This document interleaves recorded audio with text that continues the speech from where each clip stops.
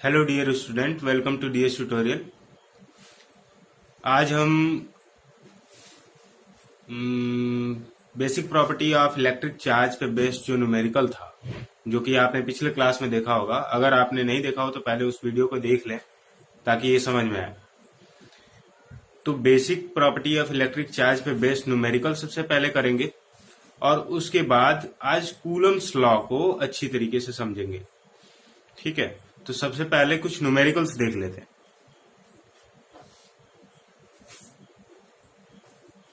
पहला न्यूमेरिकल है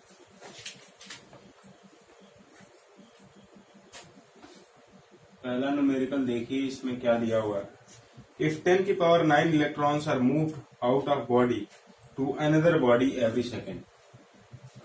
मैं लिख देता हूं जल्दी से। इफ 10 की power 9 electron move out of body, electron move out of body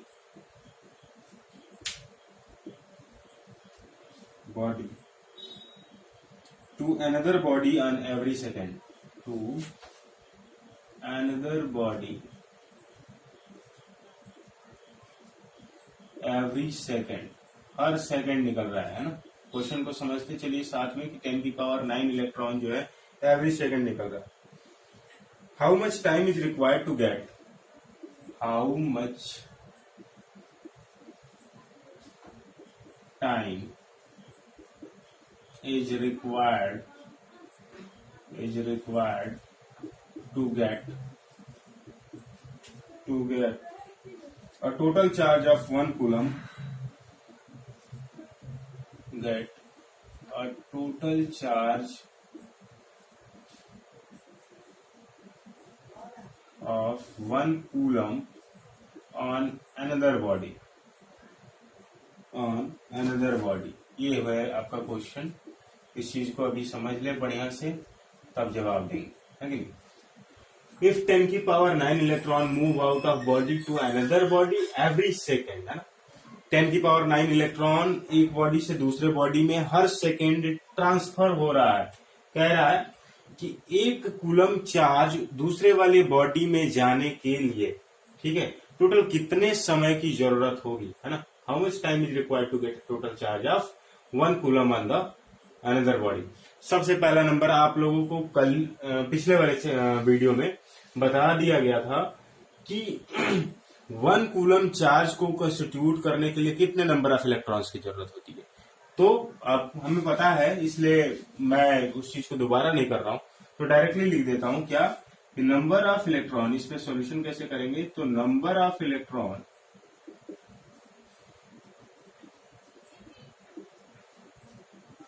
constituting 1 coulomb of charge, equal to क्या था, 6.25 इंटू 10 की पावर 18 इलेक्ट्रॉन्स। यही था। 1 कूलम चार्ज अगर एक बॉडी से दूसरे बॉडी पे जा रहा है, उसका मतलब कितने इलेक्ट्रॉन भेजने होंगे, इतने इलेक्ट्रॉन भेजने होंगे, है कि नहीं। अब इतने इलेक्ट्रॉन,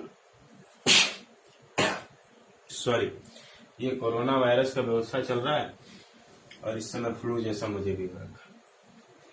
6.25 इंटू 10 की पावर 18 इलेक्ट्रॉन है।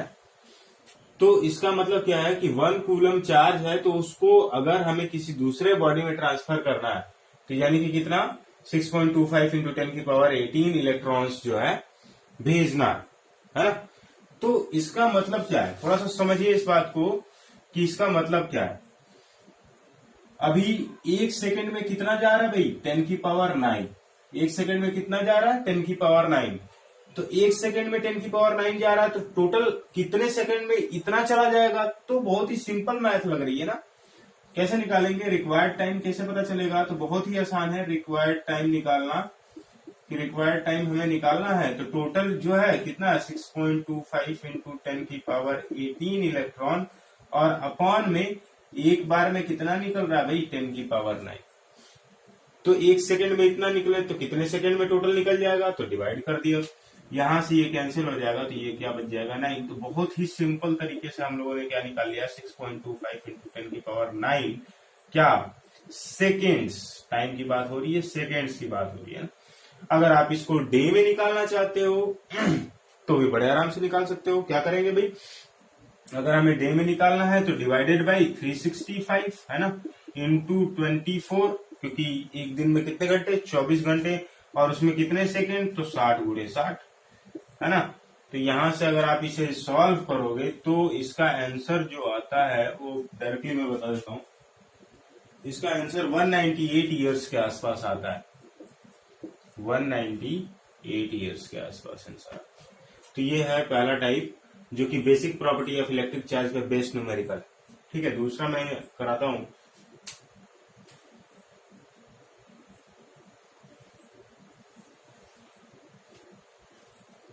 कूलम्स लॉ स्टार्ट करते हैं, कूलम्स लॉ अभी, और इस पे कुछ खास नहीं है, आगे जो एक्सरसाइजेस के क्वेश्चन सॉल्व कराएंगे तो उसमें भी बहुत सारे क्वेश्चन मिलेंगे, वो करा देंगे। सबसे पहला नंबर जो मोस्ट इंपॉर्टेंट कॉन्सेप्ट आज कवर करना है वो है कूलम्स लॉ।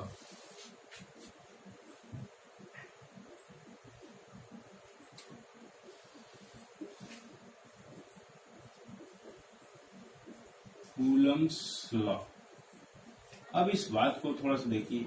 कूलम एक साइंटिस्ट का नाम है जिन्होंने एक लॉ दिया, भाई किसके रिगार्डिंग लॉ दिया, तो he has given a law regarding the point charge ना, पॉइंट चार्ज के रिगार्डिंग इन्होंने Coulomb's law is a statement है ना, is a quantitative statement for a point charge which is kept separated from a distance है ना।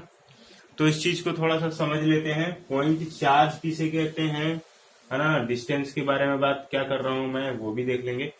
तो point charge का मतलब वो कि जो साइज है, जो पार्टिकल का साइज है वो बहुत ही लेस है उनके बीच में दूरियों के कंपैरिजन में है ना। तो जैसे मान लीजिए एक ये वाला पॉइंट चार्ज है और एक ये वाला पॉइंट चार्ज है ना, इनके बीच की जो दूरी है इनके साइज के मुकाबले बहुत ही ज्यादा बड़ी। तो coulomb has given a law for point charge and these point charge are separated by distance d, and condition क्या है कि d will very very greater than the atomic radii of both the charges or the particles है ना। Particle having charge Q1 Q2 मान लेते हैं हम यार, इसको क्या मान लिया, Q2। ठीक है, तो कूलम इस लॉ पे कैसे पहुंचे, तो कूलम इस लॉ पे सबसे पहला नंबर उन्होंने क्या किया, एक अनचार्ज स्फीयर लिया और एक चार्ज स्फीयर लिया। ठीक है, तो चार्ज स्फीयर को अनचार्ज स्फीयर से ले जाके टच कराया उन्होंने। तो आपको पता है by the principle of transference of charge, अगर मान लीजिए कि एक जो चार्ज स्फीयर था उसका चार्ज Q था और अनचार्ज वाले के साथ जब कनेक्ट कराया तो क्या होगा, दोनों में बराबर चार्ज का डिस्ट्रीब्यूशन होगा। तो यानी कि एक में Q/2 तो दूसरे वाले में Q/2। ही has repeated this process once more. तो फिर क्या किया उन्होंने, Q/2 वाला ले लिया और फिर से अनचार्ज के पास गए, तो इस बार क्या डिस्ट्रीब्यूशन हुआ, Q/4 Q/4। और उसके बाद फिर उन्होंने एक्सपेरिमेंट किया, कभी Q/2 को साथ में रख के कुछ दूरी पे रख के उस समय फोर्स निकाला, इलेक्ट्रोस्टैटिक रिपल्सिव फोर्सेस, या Q/2 और Q/4 को साथ में रख के निकाला। और उस वहां से एक इन्होंने क्या करा, एक कंक्लूजन पे पहुंचे। वो उनका कंक्लूजन यही है कि अकॉर्डिंग टू कूलम्स लॉ, ये चीज जो है मेन है, इस चीज को ध्यान से देखिए, जो कि सब सारे के सारे बच्चों के दिमाग में रटी होती है ये सारी चीजें। According to this law,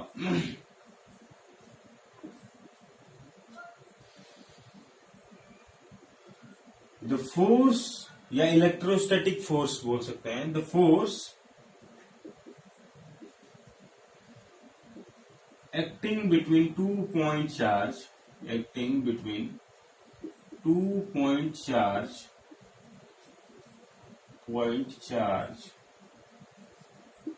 is directly proportional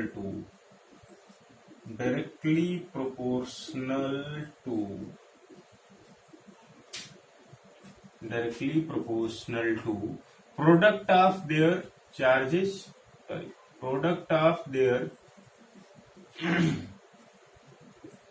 product of their charges and inversely proportional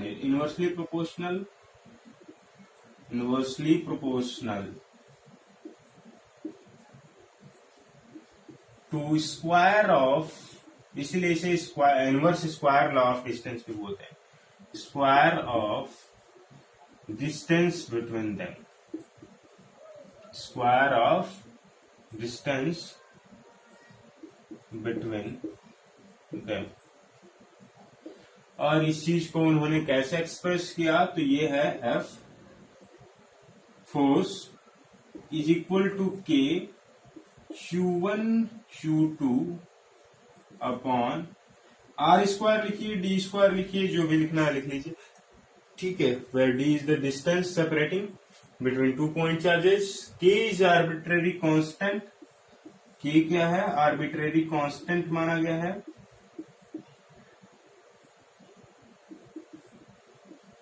arbitrary constant A, sorry.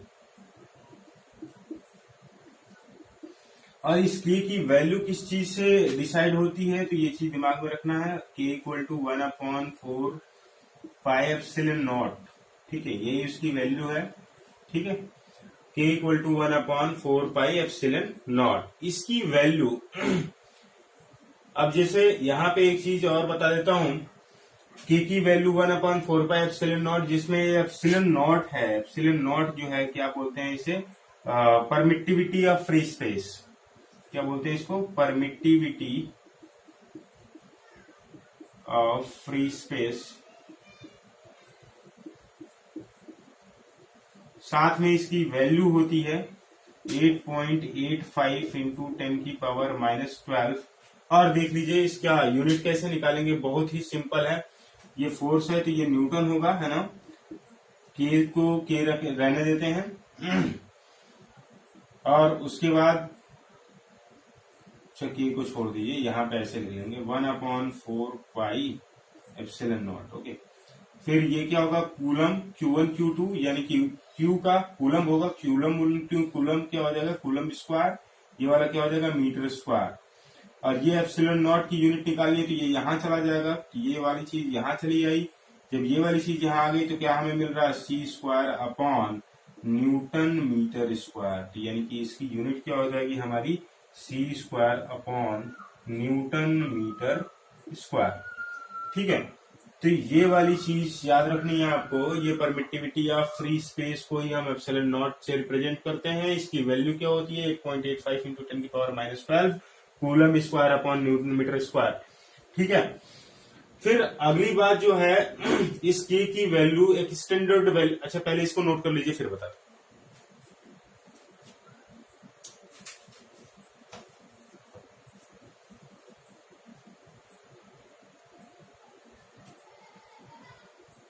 Okay,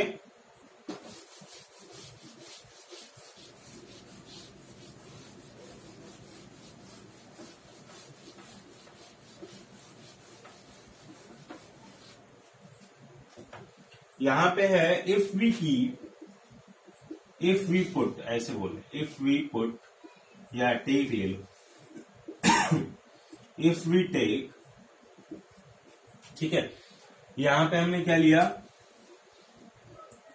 Q1 equal to Q2 equal to 1 coulomb and R equal to 1 metre, R equal to क्या, 1 metre.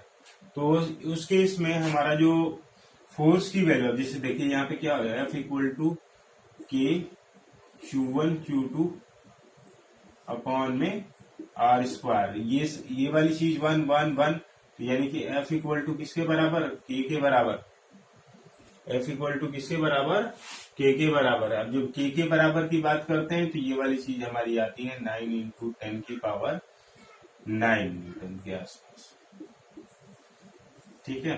तो इस चीज को note करो।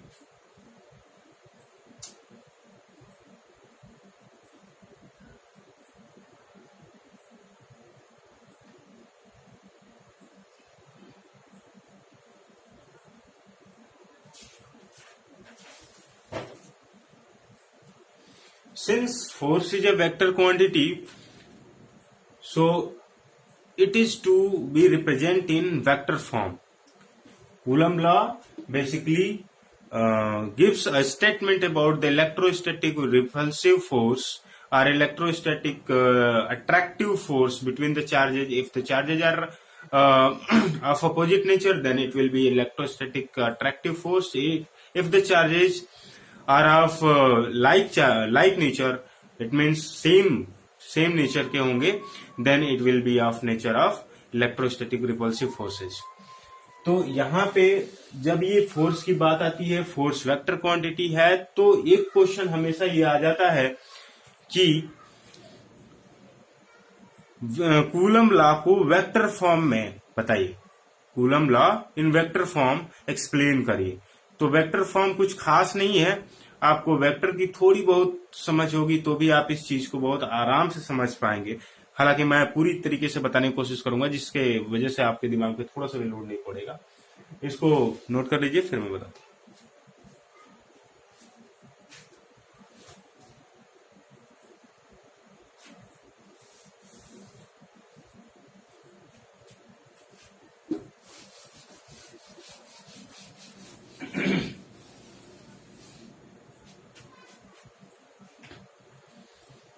अब यहां पे coulomb law in vector form की बात करेंगे, है कि नहीं, इन वेक्टर फॉर्म। और इसी के साथ एक और चीज हो जाएगी क्या, कि कूलम लॉ जो है न्यूटन्स थर्ड लॉ को किस तरीके से एक्सप्लेन कर देता है, डिड्यूस कर देता है अपने आप। ठीक है, इस चीज को देखिए,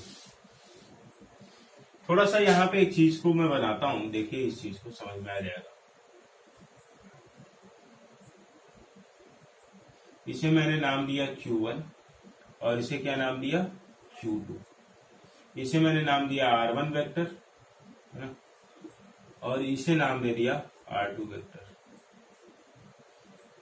और ये है हमारा positional vector, resultant vector, resultant position vector जिसे बोलेंगे हम। तो इसे हमने क्या दिया, किधर की तरफ जा रहे हैं भाई, 2 की तरफ जा रहे हैं, तो क्या आएगा R21। अच्छा, इसमें थोड़ा सा देखना है, ये 2 पॉइंट चार्जेज है, ये Q1 है, ये Q2 है।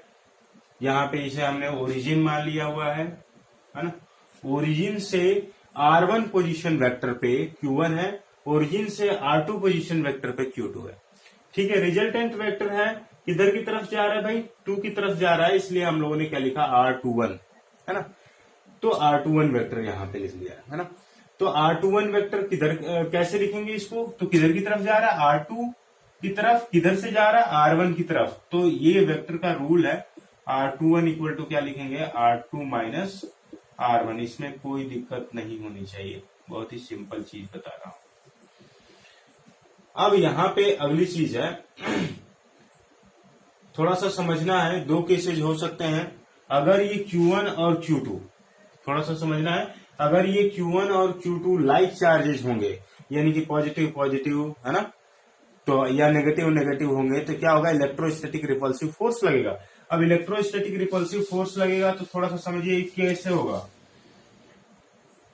ये है Q1, ये है Q2, इसका फोर्स किधर की तरफ, इधर की तरफ, इसका फोर्स किधर की तरफ, इधर की तरफ, तभी तो रिपल्सिव बोल रहे हैं, ठीक है नहीं। ये वाला चीज क्या है, Q1 है, और ये वाली चीज क्या है, Q2 है। यहां पे हमने डॉट डॉट बना दिया। अब इस वाले केस में Q1 और Q2 देखिए, अगर ये नेगेटिव होता है, दोनों नेगेटिव है, तो नेगेटिव नेगेटिव क्या हो जाएगा, जिसे मान लीजिए Q1 है -1 कूलम और Q2 है -2 कूलम। तो अगर इसका प्रोडक्ट लेंगे Q1 Q2, तो -1 इंटू -2 यानी +2, है कि नहीं। तो यानी कि यहाँ पे Q1 Q2 की जो प्रोडक्ट वैल्यू आएगी वो हमेशा क्या होगी, ग्रेटर देन 0 की कंडीशन। क्या होगी भाई, ग्रेटर देन 0 की कंडीशन होगी। दूसरा कंडीशन क्या आएगा हमारे पास, दूसरा कंडीशन ये है हमारा Q1, तो Q1 है। अब ये क्या हमारा पोजीशन, थोड़ा सा समझना है, ये वाला Q1 है, इसको मैंने लिख दिया Q1, ये वाली चीज क्या है, Q2 है।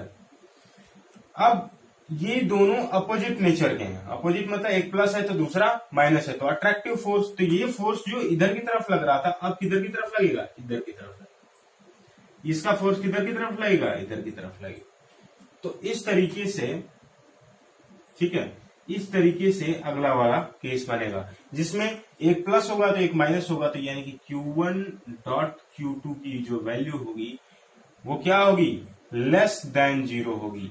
इसमें किसी को कोई दिक्कत नहीं होनी चाहिए जहां तक मैं जानता हूं, ठीक है। यहाँ पे फोर्सेस के नाम जो है हम लिख देंगे, फोर्सेस के नाम F12, यहाँ पे क्या F21, थोड़ा सा समझना है इसको। उसी तरीके से इसमें भी F12 और ये क्या आ जाएगा F2। क्या है F12 F21? F12 का मतलब क्या है, force on charge 1, force on charge 1 due to charge 2। यहाँ पे F21 का मतलब क्या है, force on charge 2 due to charge 1। मतलब इस चार्ज 1 पे जो फोर्स लग रहा है, फोर्स 2 के थ्रू, चार्ज 2 के थ्रू, यानी कि Q1 पे जो फोर्स लग रहा है Q2 के थ्रू, उसे किस तरीके से हम रिप्रेजेंट कर रहे हैं F12 के माध्यम से। आज जो Q2 पे फोर्स लग रहा है Q1 के थ्रू, उस चीज को कैसे रिप्रेजेंट कर रहे हैं F21 के माध्यम से। इसमें कोई बड़ी चीज नहीं है कि नहीं, इस चीज को समझना है। उसी तरीके से सेम ये भी है जिसमें हम वेक्टर लगा देते हैं। अब उसके बाद एक चीज और है जो कि रॉ मटेरियल आपको बताने की जरूरत है, यूनिट वेक्टर। थोड़ा सा मैं यहाँ पे जगह बना लेता हूं अपने लायक। ये यूनिट वेक्टर, देखिए यूनिट वेक्टर किसे कहते हैं, तो यूनिट वेक्टर किसे कहते हैं उससे मतलब नहीं है, अभी फिलहाल जानना क्या है वो देखिए। यूनिट वेक्टर यानी जिसके ऊपर कैप लगा हो, बहुत ही सिंपल है ना। यूनिट वेक्टर का मतलब जिसके ऊपर कैप लगा हो, हाँ। तो ए कैप इक्वल टू क्या होगा, वेक्टर ए अपॉन में mod A. A cap equal to क्या हो जाएगा, वेक्टर ए अपॉन में मॉड ए। ये चीज दिमाग में रखनी है। दूसरा नंबर एक चीज और दिमाग में रखनी है कि अब थोड़ा सा समझना है कि अगर ये R21 इधर की तरफ जा रहा था, रिजल्टेंट वेक्टर है ना, 1 से लेके 2 की तरफ अगर जा रहा था, तो ये क्या होगा भाई, हम लोगों ने R21 ले लिया। लेकिन यही अगर एरो इधर से लेके इधर की तरफ जाता तो क्या हो जाता, R12 हो जाता, लेकिन अब हम क्या देख रहे हैं कि R21 हो या R12 हो, इसका मैग्नीट्यूड हमेशा क्या होगा, सेम होगा। जैसे क्या कि इसी के इसके लिए मैं बता रहा हूं, इसी सेम केस के लिए मैं बता रहा हूं, R21 है तो R2 माइनस R1 लिख रहे हैं। अगर R12 होता तो क्या लिखते हैं, R1 माइनस R2 लिखते हैं। इसमें कोई बड़ी बात तो है नहीं। अंतर किस बात का आ रहा है, तो अंतर सिर्फ डायरेक्शन का आ रहा है। डायरेक्शन का अंतर किसके थ्रू शो होता है वेक्टर के फॉर्म में, तो माइनस के साथ शो होता है। और माइनस लिख के हम क्या लिख देंगे, R21 लिख देंगे तो बात हो जाएगी बराबर। माइनस लिख के अगर हम R21 लिख देते हैं तो बात हो जाएगी क्या, बराबर। अब थोड़ा सा अब हम आ जाते हैं कूलम लॉ पे, देख लीजिए ध्यान से। ये चीज तो समझ में आ गई होगी, मैं हटा देता हूं इसको।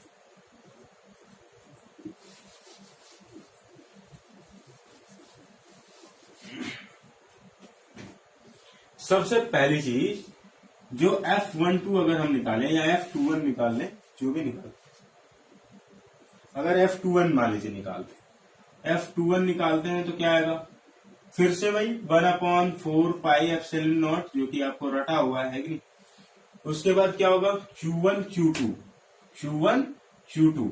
अब यहाँ पे Q1 Q2 की बात कर रहे हैं तो ये सिर्फ मैग्नीट्यूड से इसका मतलब है Q1 Q2।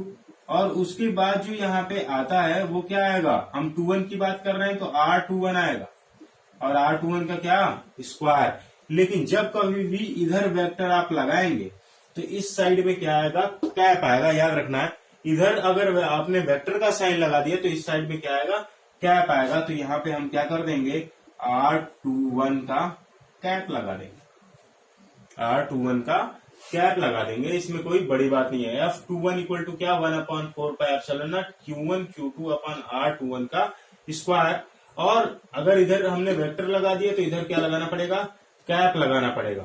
ये कैप लगा दिया। अगर इसी चीज को थोड़ा सा और सॉल्व करें तो क्या आएगा, देखिए F21 इक्वल टू ये हो जाएगा 1/4 पाई एप्सिलॉन नॉट ये वाली चीज तो सेम ही रहने वाली है, Q1.Q2 अपॉन में ये तुम्हारा, अरे सॉरी, ये चीज समझिए, R21 कैप है तो इसको क्या लिखेंगे, R21 वेक्टर अपॉन में R21 का मॉड, क्योंकि अभी मैंने सिखाया था A कैप इक्वल टू क्या होता है, वेक्टर A अपॉन में क्या होता है, मॉड A।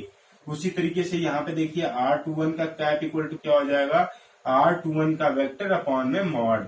तो ये वाली चीज क्या बन जाएगी, सॉरी, ये वाली चीज रिजल्टिंग क्या आएगी, तो यहाँ पे रिजल्टिंग एक्सप्रेशन आएगा इसका F21 इक्वल टू 1/4 नॉट, और ये क्या हो जाएगा, Q1.Q2 अपॉन में क्या आएगा, R21 का क्यूब। तो ये है F21 निकल गया इस तरीके से। अभी इसको नोट कर लीजिए, फिर एक लास्ट चीज बतानी है इसमें, फिर क्लियर हो जाएगा, और साथ में एक चीज और पता चल जाएगी कि न्यूटन्स थर्ड लॉ को ये कैसे सेटिस्फाई करता है, कैसे प्रूव करता है। चलिए इसको नोट कर लीजिए।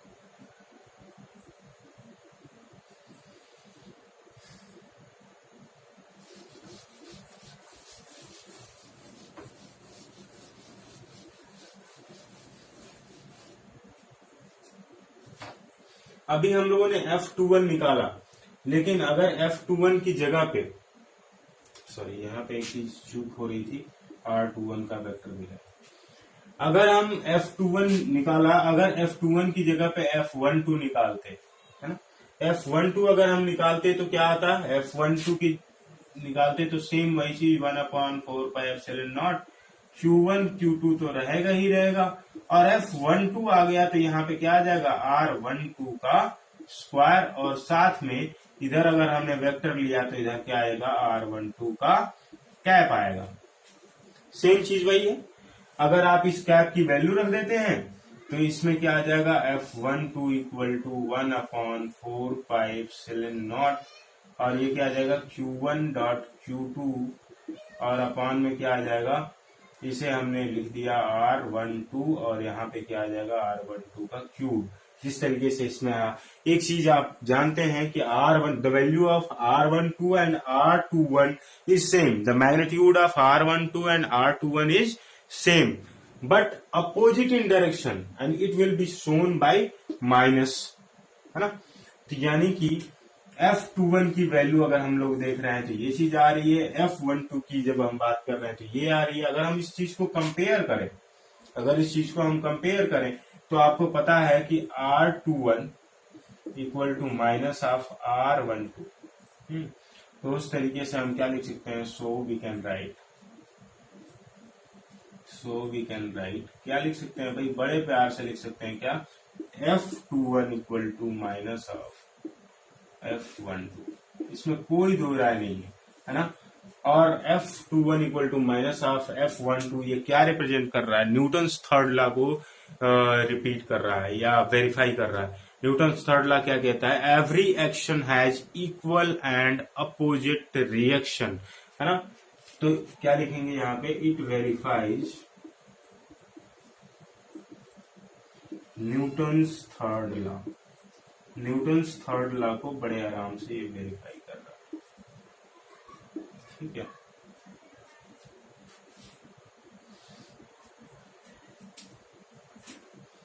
अभी आज हम लोगों ने Newton's third law, Coulomb's law पढ़ लिए, and numerical based on the basic property of electric charge पढ़ लिया।